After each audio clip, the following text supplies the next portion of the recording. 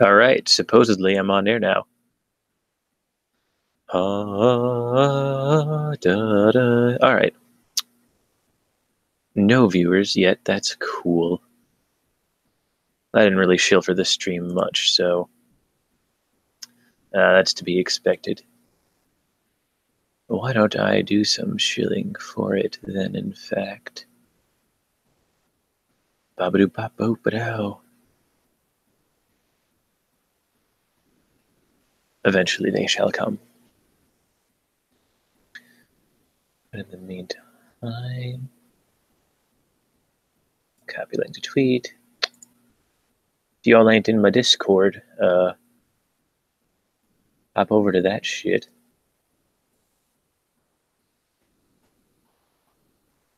That shit's fun. If it is dead most of the time. I won't go over the reading options yet because literally no one is here. So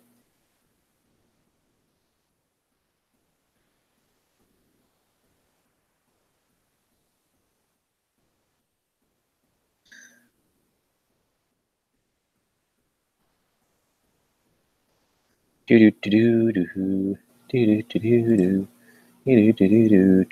right, we got somebody watching. That's cool. I'll wait a little bit longer and let maybe a slightly larger audience accrue, and then I'll go over the reading options, because there's some good things in here. I got a book by Soros in here. I got a book by Thomas Sowell. Got some good stuff, rest assured.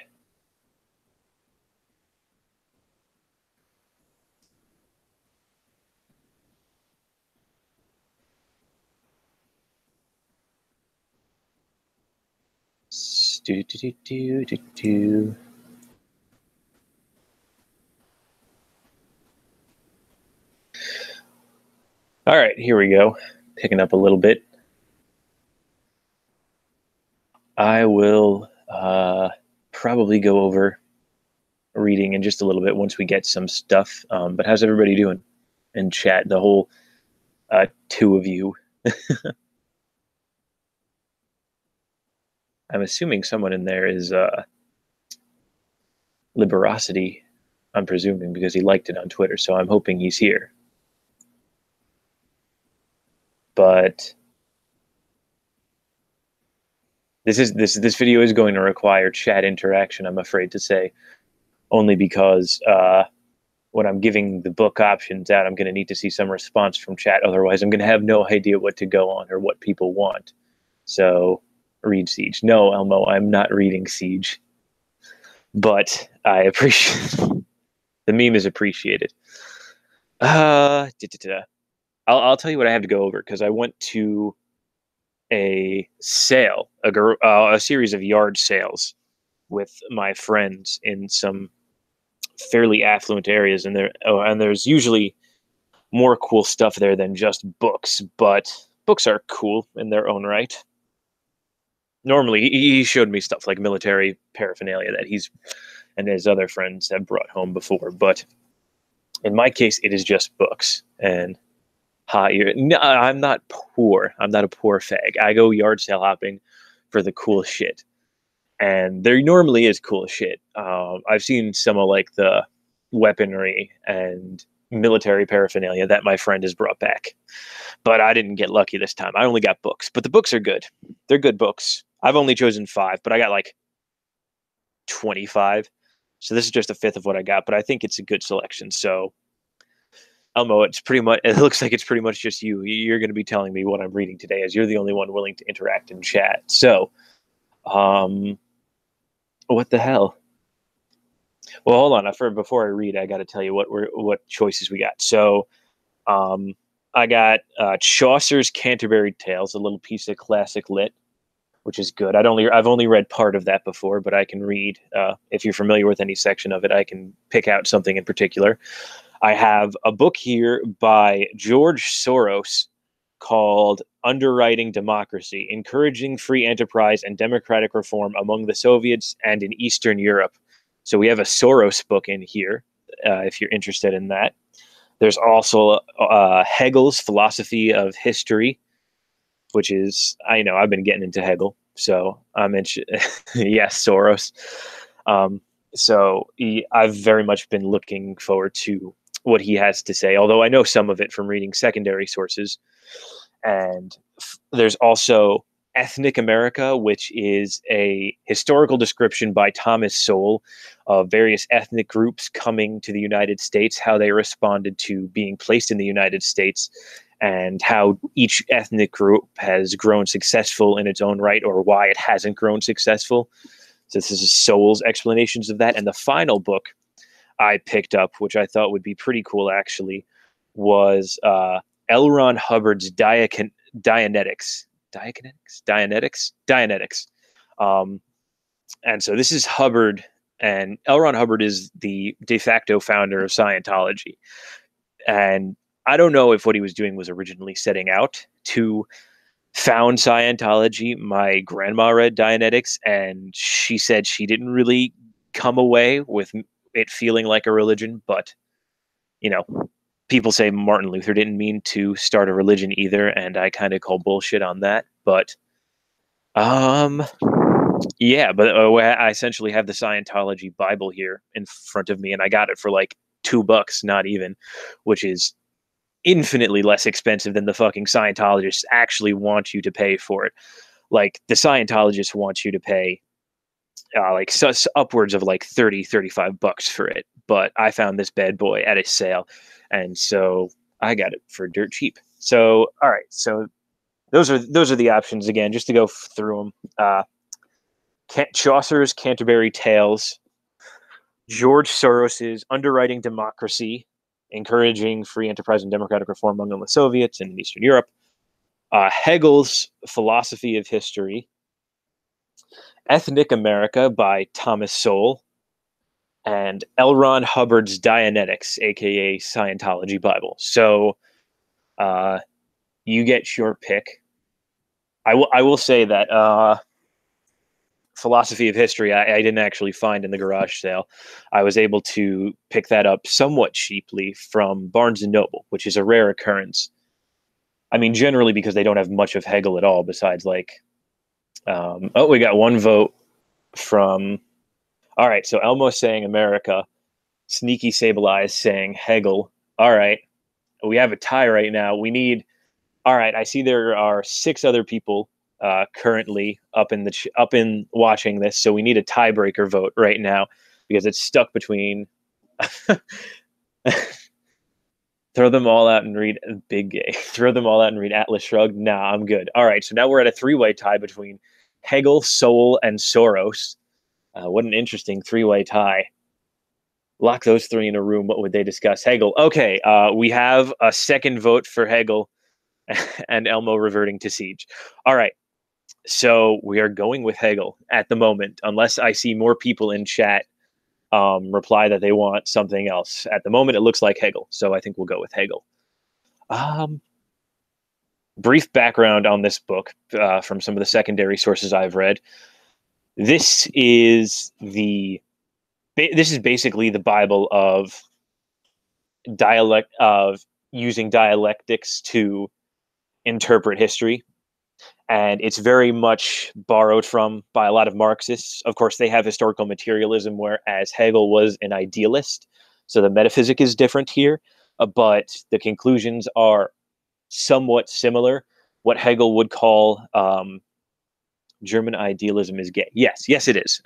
Materialism and idealism are gay. The Virgin idealists and materialists versus the Chad dualists, but it's very much interesting. Do I have any book by Rockwell? I wish. I don't have any books by Rockwell. I don't have any books by Rockwell, although I would consider getting some, but I can't. I don't think I could explain to who's it's exactly, my parents or my grandparents, why the hell I have a book by the leader of the American National Socialist Party. I'd be looking kind of weird, but I certainly wouldn't rule it out because Rockwell's pretty cool. But yeah, dialectics in history is essentially Hegel's belief that humanity is moving towards the absolute, which is the one singular consciousness, or that really is the entire universe. Because to Hegel, what we are is just beings individuated and sort of separated from the absolute, which is what we're all trying to get back to. Hegel's sort of loose definition of, or introductory definition of phenomenology, or at least the secondary sources definition of phenomenology, is the mind discovering itself. And to Hegel, we're all one mind. And so we're all discovering ourselves and learning about the absolute in different ways. And so as such, we move forward as a collective unit because we really are one. We just don't know it. And as we move forward in history, we all move gradually towards the unification of ourselves in the absolute, which is the final understanding of the whole of reality and the whole of coming together, sort of.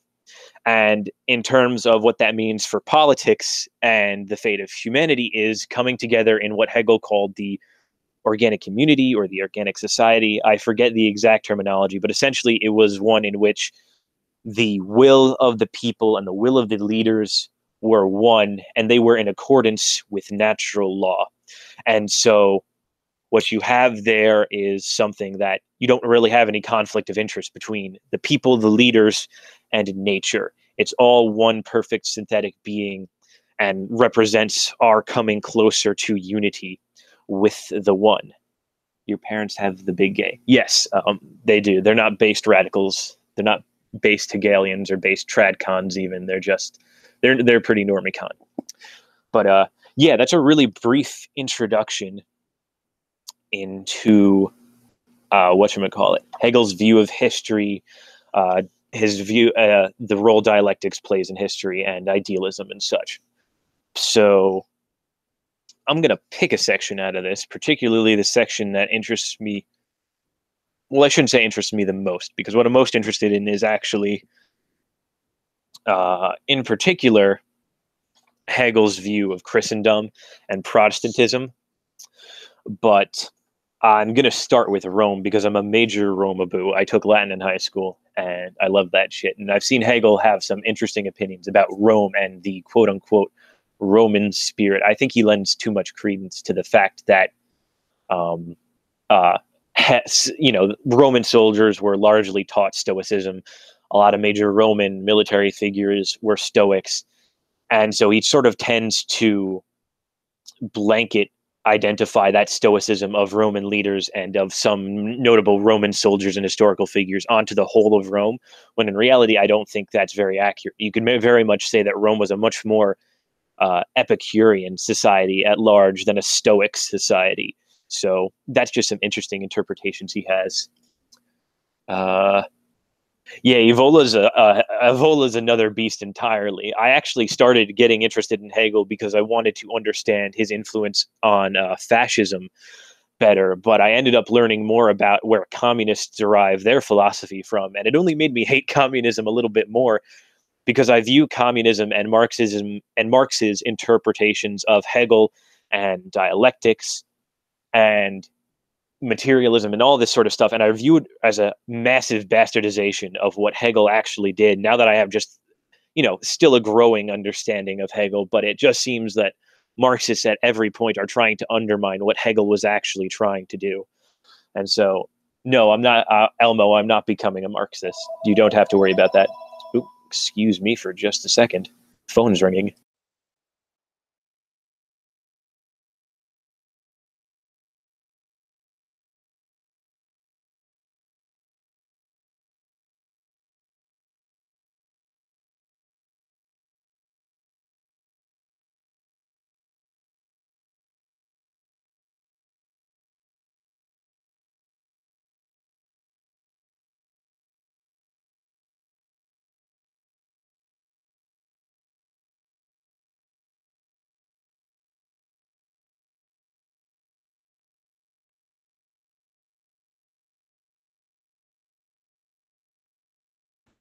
Pardon moi, fucking uh, Tam, fucking Tam, spam telemarketers and whatnot, and people I don't give a shit about. But oh well. Anyway, um, Start with revolt against the modern world. I don't know. I don't know where to jump in with Evola. If that's actually a good start, I'd start there. Mythical ball strike. I don't know. I don't like the idea that this is tied to history as in some sort of march of progress towards the absolute. I see it as more cyclical. Well, that's possibly a more accurate interpretation of what history actually is, as a series of cycles, as opposed to a dialectic in which we are constantly moving towards progress and an understanding of the absolute. And I would tend to agree with you on it, but that's just not the Hegelian view of it. The Hegelian view of history is that we're constantly moving forward. There is no opportunity for regress in Hegel's philosophy. We're just moving forward and we're just moving onward. And so that's just the march of progress according to Hegel, pretty much. And so it's interesting because, a lot of people would disagree with him. A lot of people, if you talk to new atheists, they'd say, oh, we went back scientifically and in terms of general knowledge during the Christian Middle Ages and Dark Ages. And so there was a regress during that time. And I mean, that's completely historically inaccurate, but Hegel would come at it from a completely different perspective and say that it's bullshit. He'd say there were other progresses that we made during that time and such. But it's all very much up for conjecture. A philosophical interpretation of history is something that's highly, highly debatable because it's so complicated to view history as simply one pattern or one series of cycles and say, oh, well, this is just this repeating or this is just us moving forward. It's so broad. It's very hard to do. But I'm interested in Hegel's interpretation only. And the new atheists are literally neo-sophists. Yeah, absolutely. No disagreement coming from me there. But I'm interested in Hegel's interpretation just because it's very much the Marxist interpretation of history with a couple of metaphysical twists, of course, because the Marxists are materialists. I don't know how dialectics works in a materialist's way, because Hegel used dialectics to affirm absolute idealism. And so I don't see how material conditions are driving people towards anything in particular, but I'd have to talk to a Marxist on how to actually explain that.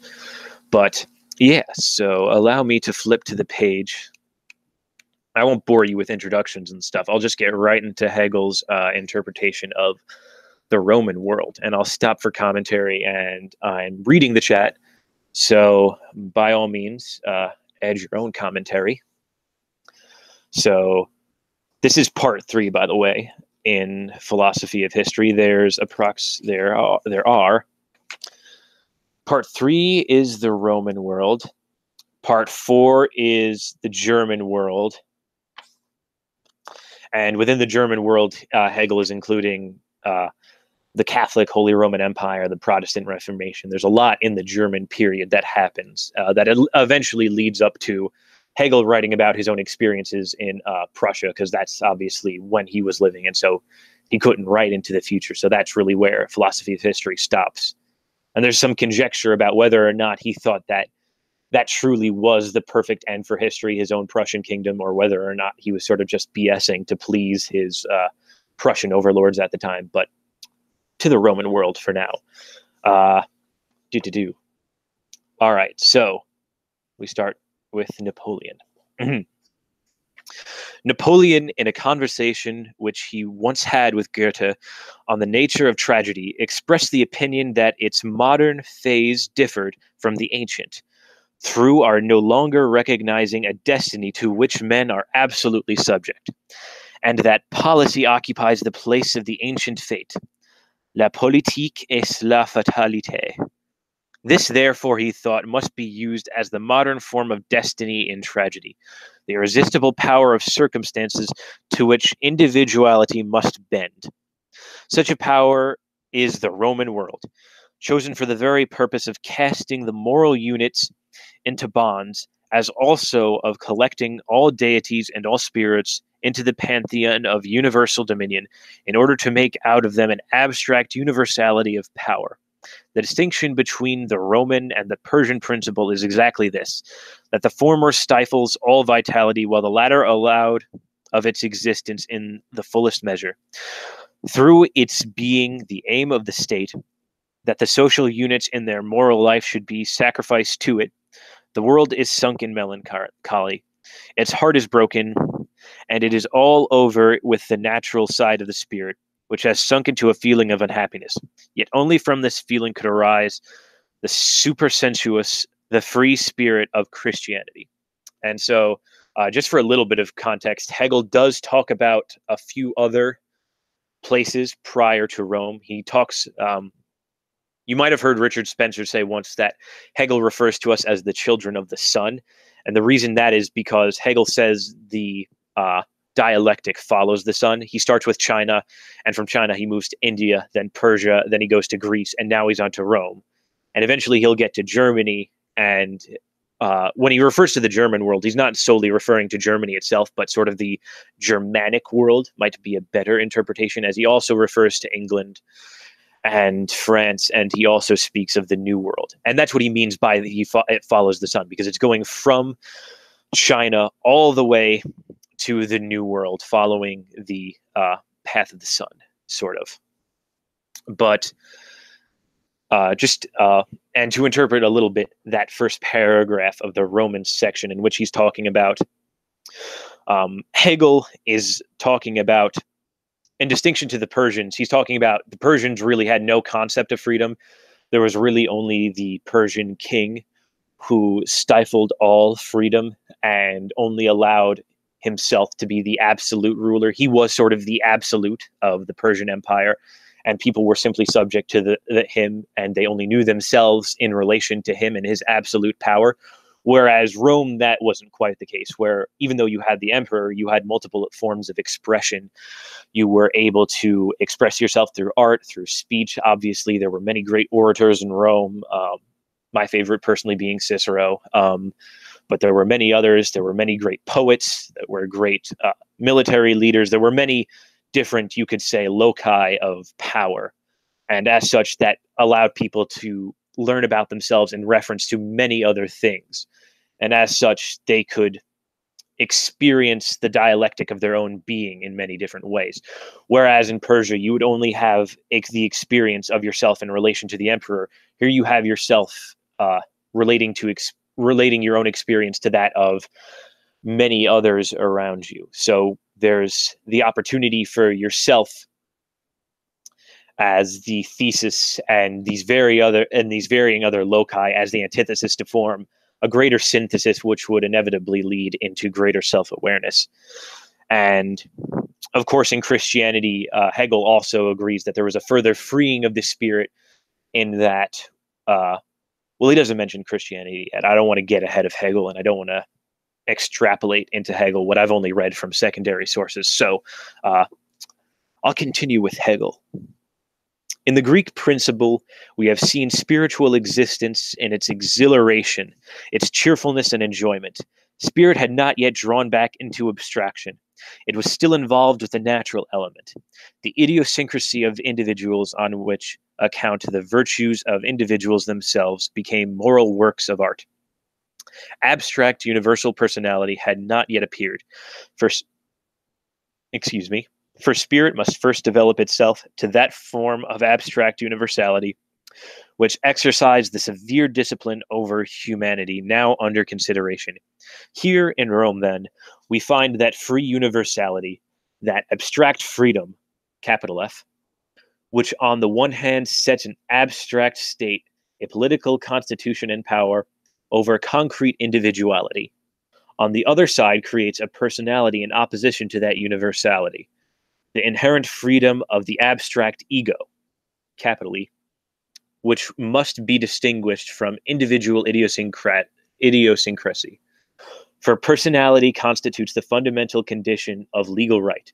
It appears chiefly in the category of property, but it is indifferent to the concrete characteristics of the living spirit, which individuality is concerned. These two elements, which constitute Rome, political universality on the one hand, and abstract freedom of the individual on the other, appear in the first instance in the form of subjectivity. This subjectivity, capital S, is retreating into oneself, which we observed as the corruption of the Greek spirit, becomes here the ground on which a new side of of the world's history arises. In considering the Roman world, we have not to do with a concretely spiritual life, rich in itself, but the world historical element in it is the abstractum of universality, and the object which is pursued with soulless and heartless severity is mere dominion, in order to enforce that abstractum. And so, what we're getting from Hegel here is a little bit more of his philosophy, and that being that in order for something to truly be absolute, it has to be universal and it has to be able to be expressed. You can't have a sort of individual knowledge or an individual spiritual experience and actually be able to call that knowledge, according to Hegel, because if it's not able to be universally known, then how can it be knowledge? It's only an experience to yourself. It's only subjective. And so when Hegel talks about the universal spirit here, he's talking about how, in contrast to Greek spirituality, which Hegel viewed as largely imbued with the individual, as sort of the Greek myths had this interplay between the gods themselves and various individuals, and the spirituality was linked on an individual level.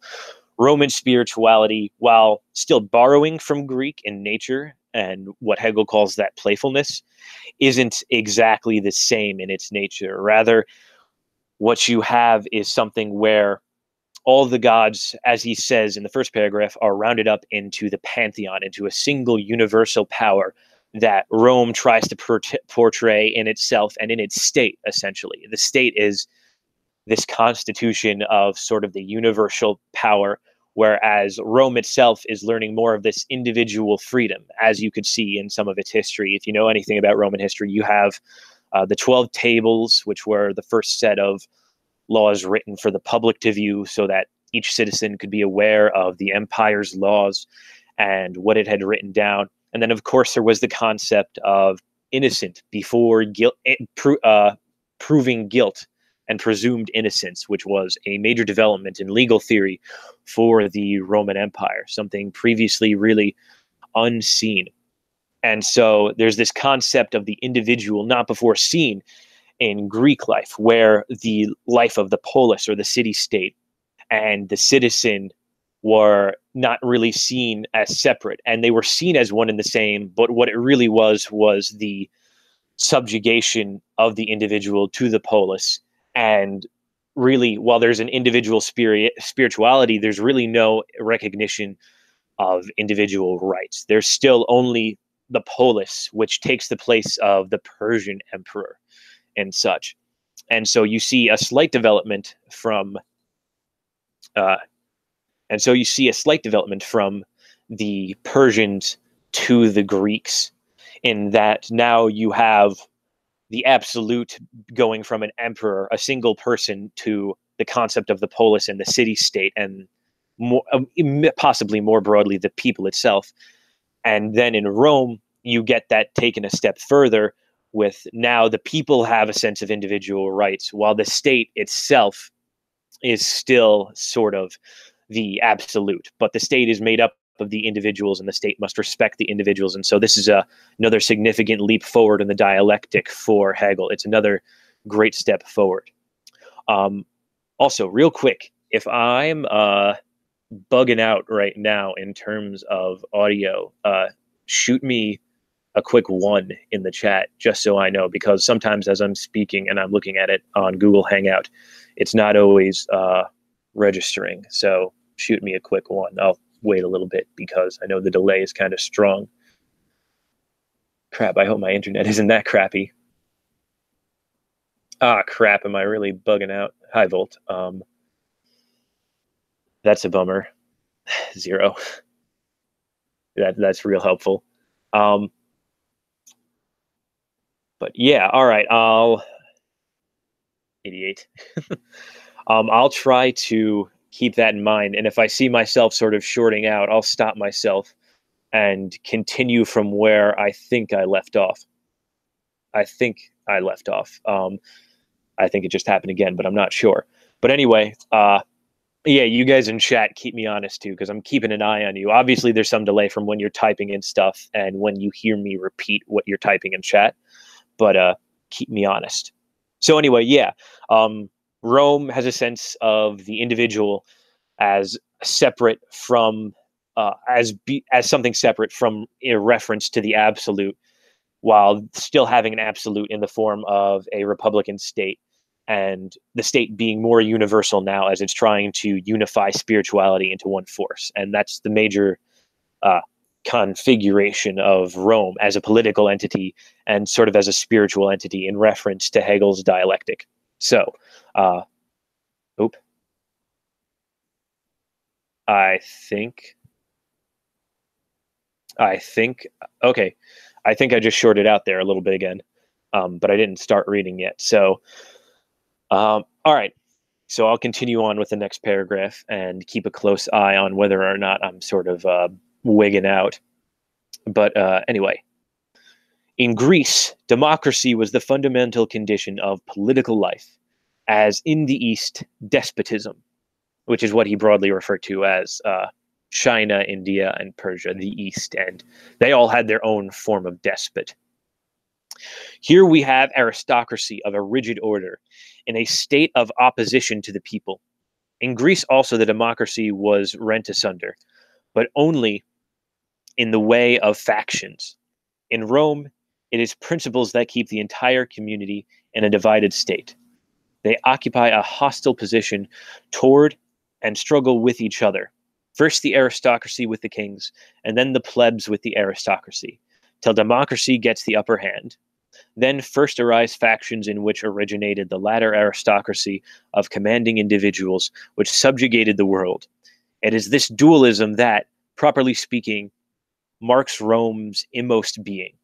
And so again, we hear Hegel referring to this idea that there is this concept of individual being versus some greater absolute state, and this state taking many forms, first in a kind of aristocracy, and later in the monarchs, and eventually when the monarchs were overthrown and you enter the era of the republic, you have some sort of loose aristocracy of what became senators and the consuls, and eventually, of course, the emperor. And this constant battle between an aristocracy reasserting itself over the individuals, certain individuals becoming the state and essentially asserting themselves over, resembling somewhat Eastern despotism, but not being without what we would say individual rights in the sense that the Greeks were without them,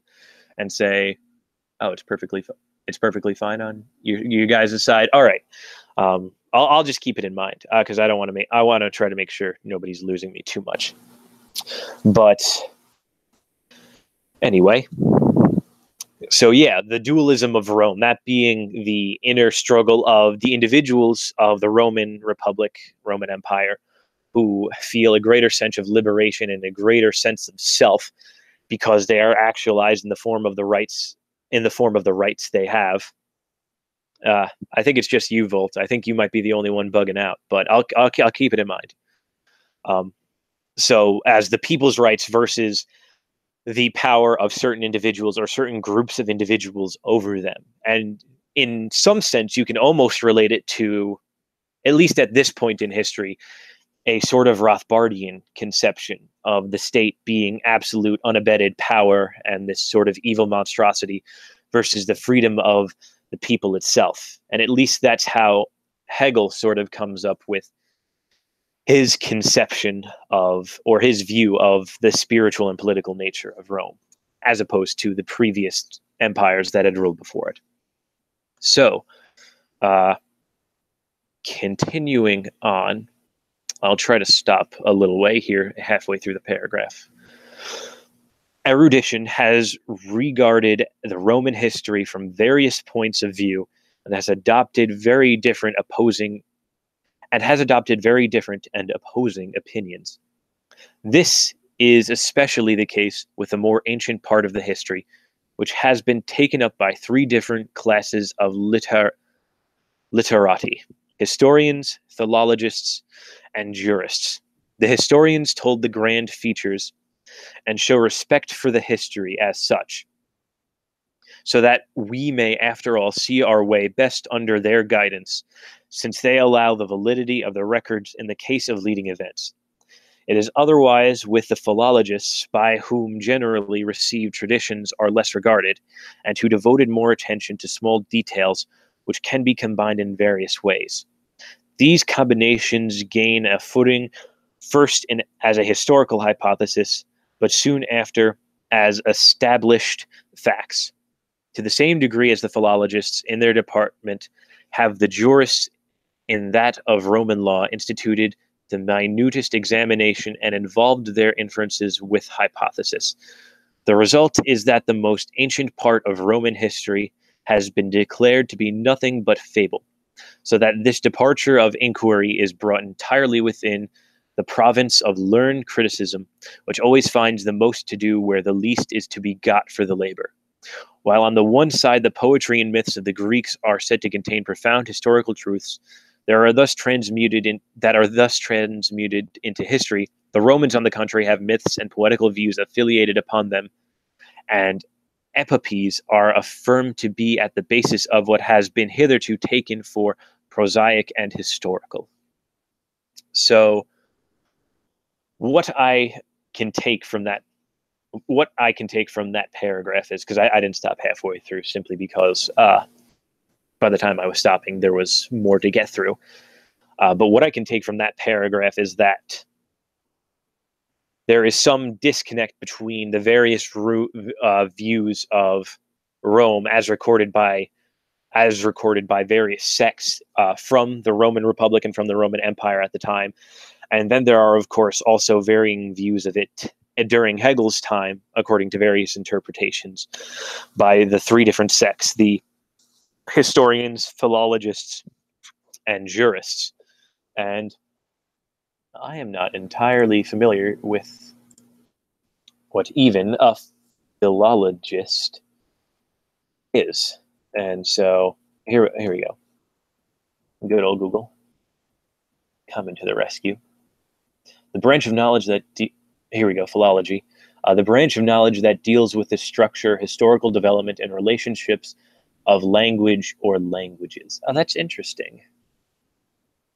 That's very interesting that Hegel would mention them, because there is certainly Latin is a unique language, obviously, because it's become universal in some sense amongst the sciences and amongst law and medicine and all of these various fields, because, of course, of Roman influence in first developing these fields itself. And, of course, later also being the language of the church, and so becoming the language of philosophy and religion as well. And so it's interesting that he mentions their interpretation here. But I have to be honest, there's a reason I started with secondary sources and really didn't jump into much of Hegel in terms of primary sources, because paragraphs like this honestly lose me. And so what I can vaguely gather from this loose sort of interpretation of my own is that the historians are showing respect for the historical myth and mythos of the Roman Republic in terms of things like the grand narratives of the Aeneid by Livy, and of course the story of Romulus and Remus, and other ancient myths as such. And they regard it with much more piety and use it as a sort of historical basis on which Rome can build itself further by looking into the past. Whereas the philologist, who looks at it from their linguistic point of view, are devoted into the small details, and what they gain from it is slight additions to the historical hypothesis without really changing it much. And eventually, it seems like I'm not quite getting it still, but They contribute in some small sense to the historical hypothesis, is what I'm getting it from it, while adding. It seems like they're taking away credibility from the stories themselves, while at the same time adding detail to them, and an attempt to add more fact and less fiction to these stories in some sense. And finally, there's the jurists who began involving themselves in a much more legal and sort of concrete sense. And it seemed like they were trying to strip away the fable, in that they were trying to build a solid basis for Rome going forward that wasn't based on this mythos and was not based on these stories, but was rather based in something concrete of the present. And in some sense, while they were trying to contribute to the historical validity of the whole thing, they were at the same time taking more away from it than the philologists, and also not providing much of a historical basis for Rome to build itself upon. So while they were trying to build on the foundations through something more real and concrete, it seemed like they were trying to uh, take away from the more spiritual side of it. It's interesting. This very much Jordan Peterson in Maps of Meaning talks about how alchemists try to control the world through sort of magic, a spiritual side, a scientific side, and then a philosophical side. And it very much seems like there's sort of that essence here in what Hegel is describing as the interpreters of Rome's past, or the keepers of Rome's history at that time.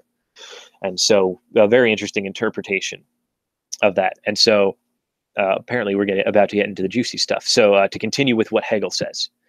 With these preliminary remarks, we proceed to describe the locality, in italics. The Roman world has its center in Italy, which is extremely similar to Greece and, like it, forms a peninsula, only not so deeply intended. Within this country, the city of Rome itself formed the center of the center. Napoleon, in his memoirs, takes up the question which city, if Italy were independent and formed in totality, would be best adapted for its capital. And we have to keep in mind here that a unified Italy had obviously not occurred yet, as it's still the Napoleonic era. But to continue with Hegel, Rome, Venice, and Milan may put forward claims to the honor, but it is immediately evident that none of these cities would supply a center. Northern Italy constitutes a basin of the river Po and is quite distinct from the body of the peninsula. Venice is connected only with Higher Italy, not with the south. Rome, on the other hand, would perhaps be naturally a center for Middle and Lower Italy, but only artificially and violently for those lands which were subjugated to it in Higher Italy. The Roman state rests geographically as well as historically on the element of force. So again, the interplay of the absolute state versus the freedom of its people, and the force of the aristocrats over certain parts of the individual. In this case, not over certain individuals and certain geographic positions, because obviously where you live is very much seen as a status symbol. I mean, we still have that today. Obviously, some neighborhoods are better off than others, and everybody knows that. You got the East End in New York City, which is kind of always where the migrants were, and it was always kind of a poor place. My Ukrainian grandmother first came to the East End of New York, and so, wasn't exactly the place to be at time. And of course, today there's places like Harlem, which are markedly, you got to watch yourself sometimes in Harlem. Possibly not as much now, but still. And then there's places like the Village, which is swanky and upbeat. And it's like the hip place. It's the place to be because all the gays are hanging out there and stuff. But you can tell I'm a New Yorker. But anyway, so just a different set in which, oops, phone is doth ringing again. So 2-minute break, folks.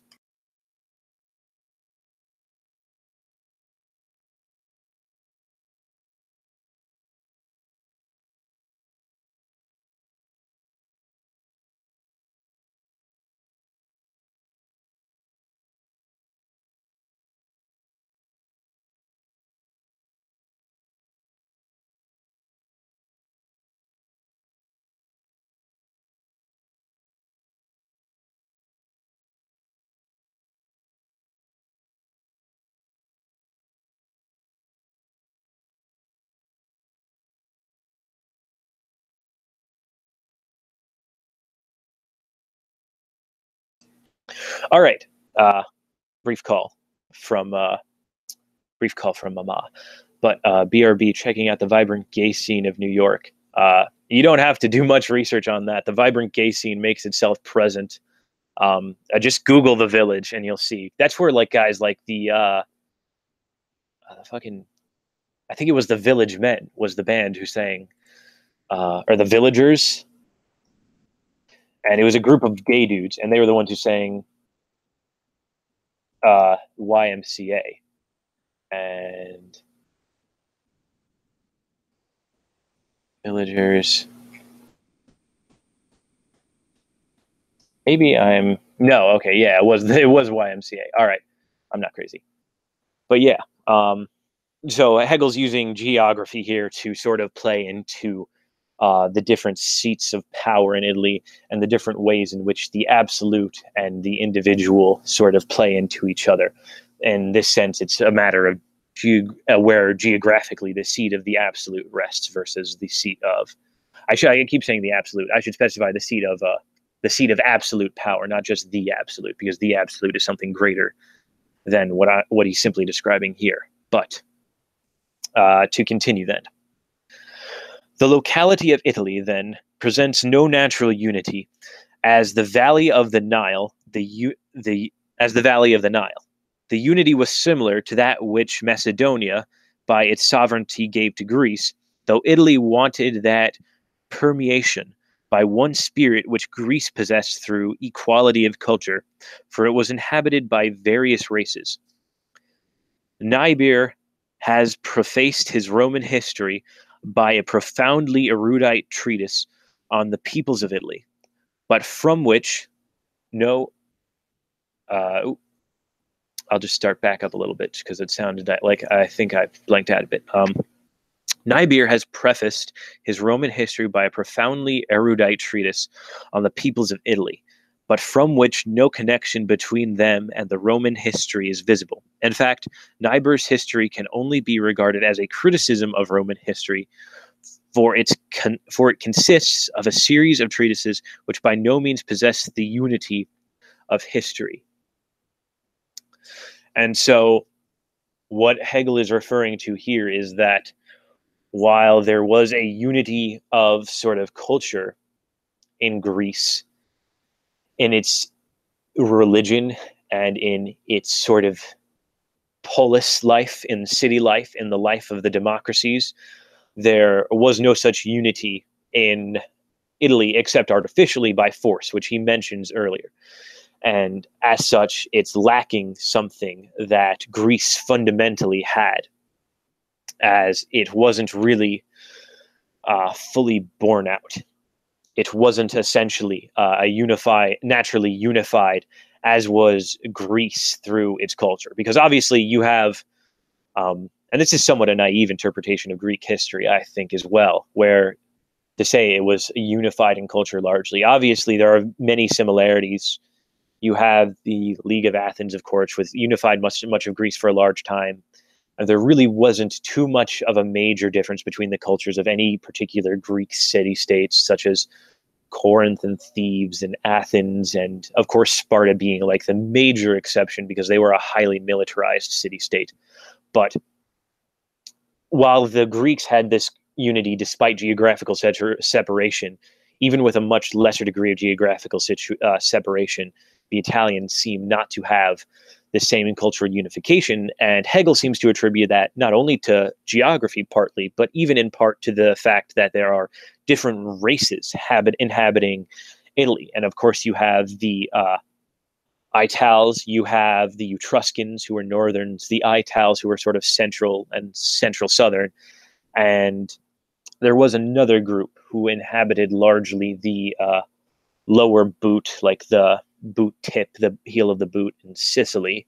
I can't remember the name of that group now, but he seems to be implying that all of this is leading to much less of a unification and a unification of spirit or a history than the Greeks had. So to continue on with Hegel's observation, we observe subjective inwardness as the general principle of the Roman world. The course of Roman history, therefore, involves the expansion of undeveloped subjectivity.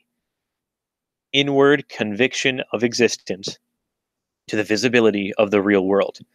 The principle of subjective inwardness receives positive application in the first place only from without, through the particular volition of the sovereignty, the government, etc. The development, sticky page. The development consists in the purification of inwardness to abstract personality, which gives itself reality in the existence of private property.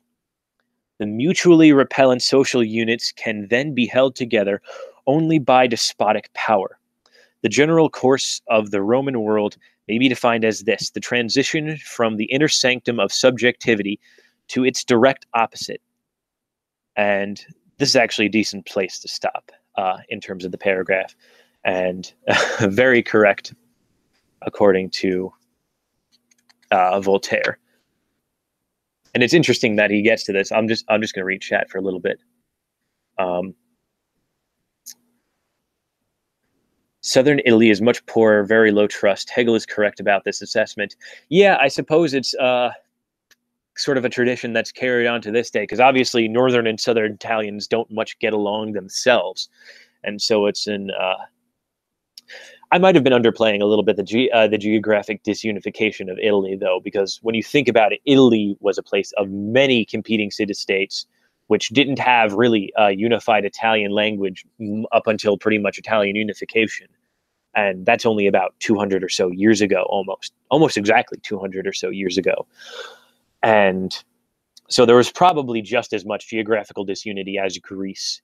And that probably is one of the things that contributed to it as well. And now we have another mythical ball strike. Yeah, I see. I see sort of my viewer number fluctuating, and I'm not sure whether it's my shitty internet forcing people to drop out because they're just tired of listening to my staticky bullshit, or if it's actually something on their end too, maybe perhaps. But either way, would you see yourself as at all Hegelian then, in the sense of seeking the mutual fulfillment of the individual and the universal? Do you see it as a dialectic? That's a good question. And yes, I would say to some extent, I see myself as Hegelian, as I see the unification of the will and natural law and the rulers at large. I seek them to be one, in a sense. And that's something, Hegel's conception of the organic society, as at least I know it, in what would probably be considered a very casual and basic sense, is something I find desirable and something I would seek to attain in political life. And as such, the fulfillment, I do seek a unification of the individual and the universal. That being said, I don't think we'll find that unification in realizing that we really all are the universal, rather that we are still a part of the universal, that there is a universal, and we just simply must recognize our place in it and the laws that that universal has. I'm still very much, like I mentioned before, a dualist, and my metaphysic very much borrows from obviously people like St. Thomas Aquinas, but also from Plato as well, in terms of there being forms and universals above us, which the physical world partakes of. And so our unification we won't ever really have unification of these things, as Plato's forms are pure actuality and being. I don't know if I'm going to use this right, but I think it would be referred to as being qua being, or being in itself. And as physical things, we cannot be being because we are matter. We are substantiated. And as such, we will never be able to understand actuality. It's like the difference between light or it's like understanding the difference between light and matter. You know, you can't have both. You can have light interact with matter in a sense, but light is not matter in itself. And so obviously and I think the Higgs boson has or the boson field, whatever the hell it's called. I'm not a physicist at all, but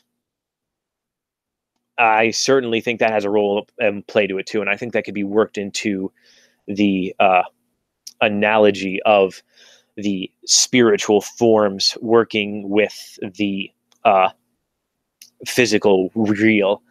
Um, a synthesis of sorts. It's never going to be a true synthesis because I'm not an idealist, obviously, and so there can never be synthesis of being in actuality because they're just two different components. They exist in two different planes, a spiritual and a physical, and there'll never be true synthesis. But that doesn't mean we shouldn't strive for it, because we should strive for all these things in their forms as well. We should strive to be good.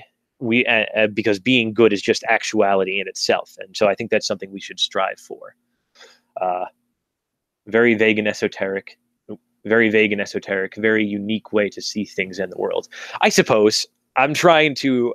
I am but the sum of a whole bunch of mishmashes of philosophy, and I'm trying to synthesize it myself. I'm trying to write more personally to get a grasp on it, but that hasn't helped me all that much because even when I read it back, I'm like, I sound like a douche. Do you see the hold on. Okay, here we go. Do you see the forms as a substrate of reality or mere abstraction? Neither, in a sense, because the forms are reality. Reality is one. Reality is the set containing all sets. And as such, there is no separating anything that we are and anything that we think of from reality itself. Our abstractions are just as much a part of reality as, you know, your finger is. There's no necessarily separating themselves. And that's something Hegel actually says, and that's a major criticism that Hegel has of Kant, that Kant says we can never really know the thing in itself because our reasoning is imperfect, and therefore we can never truly get to know things because our reason as a tool to understand the world is separate from reality itself. Whereas Hegel says that no, our abstractions and our reasoning are just as much a part of reality as the things we're trying to understand in themselves. And I think that's a bold step in the right direction, where we don't try to where we can't separate these things as necessarily apart from each other. They're certainly different. They're certainly different. I don't want to say dividends, but they're certainly different ends in the same thing. They're certainly different substrates, but they're not separate in that they're not a part of some other reality which we can't comprehend. As for forms, I think some forms perhaps you could say are substrates of reality, but others, eventually there's a form containing all forms, which is God. He is actuality itself. He is being in its purest ethereal form, I guess you could say, and that he is the form of forms and everything comes forth from him because he is existence in itself. And so I'd say eventually you get to the form of all forms, which cannot be a substrate of reality because it is reality. It is reality partaking in itself, essentially. I suppose you could say in a Hegelian sense that physical reality is like an approximation of forms that in some way strive to the absolute. Well, not necessarily, because physical things, according to Hegel, they can't strive. They don't have consciousness. We are unique beings in our consciousness. And so we strive to know the absolute. And the fact that physical things exist is not the fault of physical things, to say that physical things could be at any fault, but rather to say it's a failure of our understanding of the absolute, that once we get a proper grasp of the absolute and the true universal, all physical things will sort of fade away and we'll realize the whole oneness of the universe. And that's very much what it becomes at some point, just oneness. And I think some people, it was mentioned in one of the secondary sources I read, I believe it was Peter Singer's A Very Short Introduction to Hegel, which I thought was very helpful, as I'm reading a lot of other secondary sources that seem to collaborate what he was saying. But it seems to me that some people would imply he's a pantheist in that everything is God, but that wasn't really Hegel's conception of it. Rather, there's another phrase he puts forth called panentheism, which is that, like the body, the universe is more than the sum of its parts, and that was God to Hegel, the God being more than the sum of the parts of the universe. And so the absolute is more than the sum of the parts of the universe. And when we truly discover the absolute, we'll be able to fully understand all the forms. And so, does Hegel see history as a progression, the end of history? Well, yeah, that's pretty much what philosophy of history is. He's describing he's describing history in an attempt to string it together, to turn it into a narrative story, essentially, and a progression, and then explain where it's going. And he sort of ends it with his own time and his own existence in the Kingdom of Prussia, where he considers sort of Prussia the closest any government or state will get to being the organic society and coming to know the absolute. But there's a lot of conjecture about whether or not he was just saying that to kind of please his kings who he was writing for at the time, because obviously most intellectuals at the time were court intellectuals. Hegel was no exception to that either. And there's also some debate as to whether or not he just thought a kingdom like Prussia would be good, and that Prussia itself wasn't the embodiment of history. But there's a large degree of back and forth on whether that's the correct interpretation. The conception of differential beings and matter all being one is popular in wacky New Age circles. Yeah, well, idealism comes in a lot of weird, different forms. There's Eastern idealism. I mean, obviously, there's like the German idealism, which is that of Kant, Schumpeter, Schopenhauer, Hegel, of course, Nietzsche. I can't speak for Heidegger. I think so. I think Heidegger's an idealist.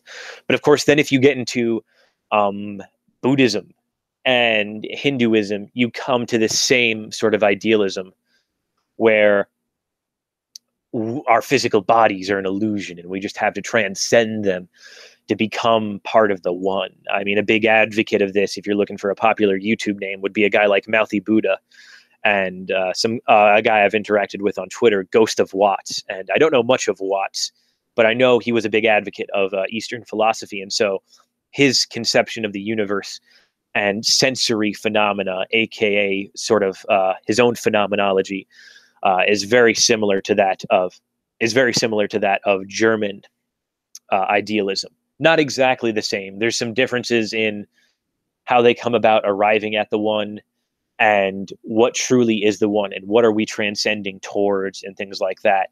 But idealism as the metaphysic, both East and West, shares a lot of great similarities. Do I agree with this? I'm assuming, do you mean with the inevitable progression of history? And no, I personally don't. I think applying dialectics to such a large group is far too broad of an interpretation, as do I think that the idea that history is progressing simply towards one end is very presumptuous, because the idea that there's inevitably just going to be an end and we're going to arrive assumes perfectibility of man. It presumes utopia is possible on Earth when it's not. And this is one of the major flaws I see with Protestantism, because Protestantism is very much buys into the perfectibility of man, that you can create the city upon the hill and it will be heaven on earth, in a sense, because Protestants are big believers that your conditions on earth will inevitably determine whether or not you get into heaven. And so if you're, the poor man on the street, sort of woe is you, and, you might be suffering spiritually, but it's sort of like God is punishing you because you're not really a good person or something like that. If you were to take it from the literalist Calvinist perspective, you could say people would look at that man and say, oh, he's probably not predestined for heaven, even though they have no way in hell who is predestined for heaven and on what conditions predestination would be based. But my quarry with the Calvinists is a separate stream, perhaps. But yeah, I don't think that man is perfectible on earth. We can just keep striving to be better, and you will keep getting better. And so in some sense, I don't necessarily disagree with the dialectic that we keep getting better and better, as Hegel sort of puts forth. I don't think we keep getting quite as better as Hegel says, and I think there's more falling behind at some points than going forward.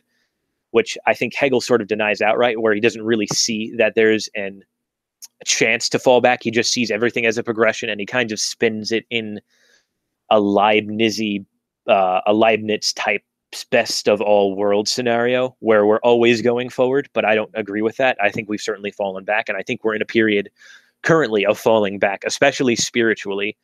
Certainly not materially, but certainly spiritually. And I think that's going to eventually lead to the material downfall, because I think man, at the end of the day, while he consists of mind, body, and soul, the soul is probably the biggest component, and its influences on the other two is somewhat immeasurable. And so I think because of our spiritual deprivation, we will inevitably fall into a great perturbment. And we'll come out of that hopefully better if it doesn't lead to nuclear holocaust, that is. But fun things to consider another time.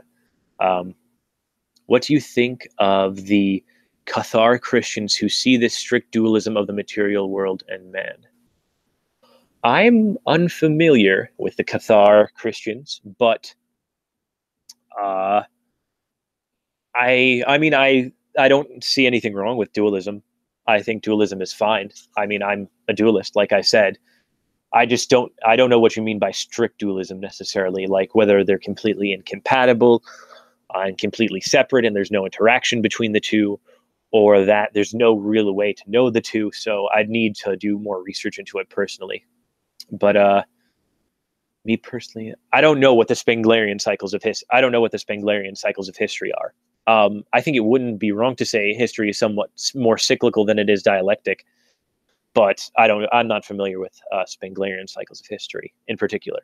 Well, that was that was an incredibly long tangent, but I think a lot of good philosophy got out there. All right, so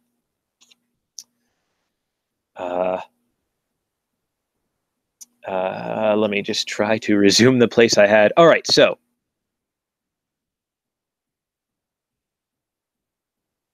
the kind is that I might have read this sentence already, but I'll just pick it up and we'll go from there. The development is here not of the same kind as that in Greece, the unfolding and expanding of its own substance on the part of the principle, but it is the transition to its opposite, which latter does not appear as an element of corruption, but is demanded and posited by the principle itself. Just as an interpretation of that sentence, I think what Hegel is saying is that whereas Greeks sort of held this principle of being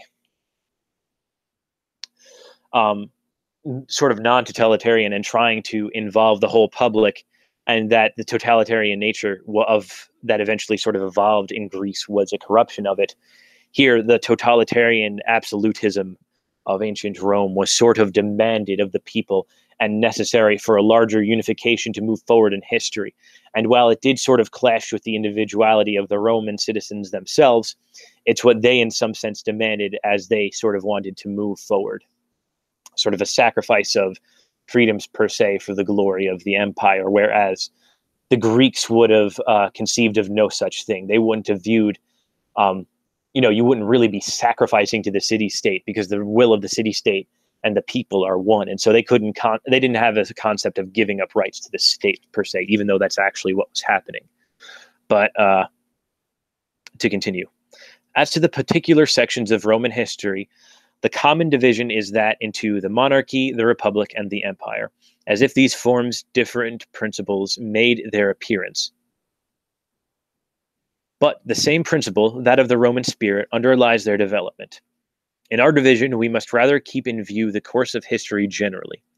The annals of every world historical people were divided above into three periods, and this statement must prove itself true in this case also. The first period comprehends the rudiments of Rome, in which the elements which are essentially opposed still repose in community. So before any opposition of the people and the state could form. Until the contrarieties have acquired strength and the unity of the state becomes a powerful one, through the antithetical condition having been produced and maintained within it. A little bit of dialectical language there.